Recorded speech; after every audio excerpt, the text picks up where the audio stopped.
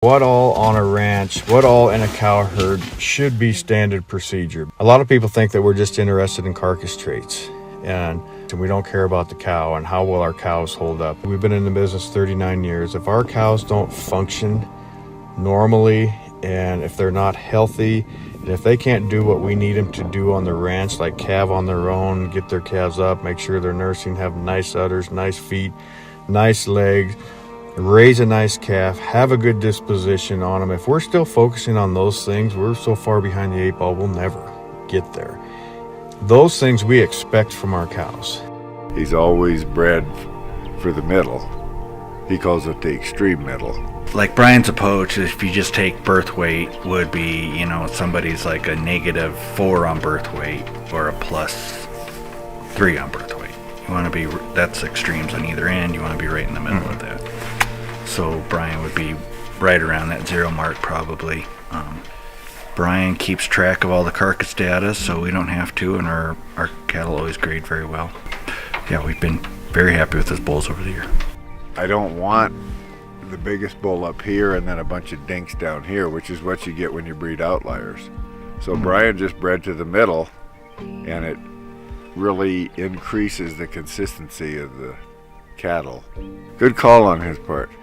I used to work on a few little projects here in the shop while I was calving heifers, and because you're up all night anyway, I don't get anything done in the shop because I don't have to calve heifers.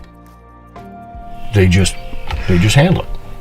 There's little and no issues, and so I've got a pair of spurs I've been working on in there for 3 years. No, with his, we buy some bulls from him for heifer bulls as well.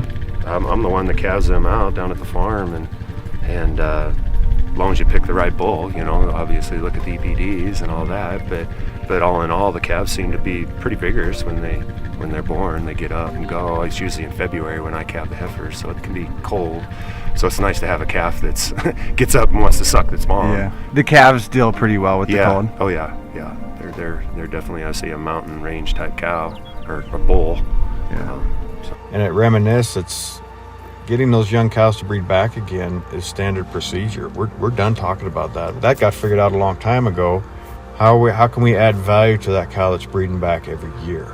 There's certain things that have to happen on the ranch that I say we don't pay attention to because we just expect it. It better happen or they're gone. So this 12-year-old cow, Peter, Which one? 11 and This one, right right? here. Yeah. She had lots 11 and 12 in the sale that brought $11,000 bucks. Mm-hmm. Can't believe you bought it both. The industry has gone into discarding cows when they're about 8 years old. We do not pick out special cows and then wrap our whole program around the highest performing cow in the herd. One fun thing we do is we really like to see how long will these cows last. How easy is it to take care of those cows? And I don't think it all has to do with the bulls. It has to all do with the type of cows that you got. During the summer, we run from 5,500 feet to 9,500 feet. So we need to have a cow that, as we say, can pack a lunch and feed a calf and then bring them home. What does a purebred bull breeder bring to the table? We've been with Mussards quite a while now, I guess 30 years. Back 20, 25 years ago, 30 years ago, we had all of the customary calving problems that people have been having ever since people have been doing cattle here.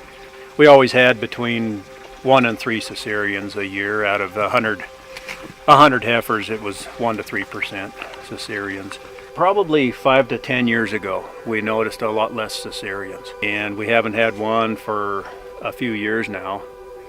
It's a little irritating to me because I'm losing a skill. We had it down to a science.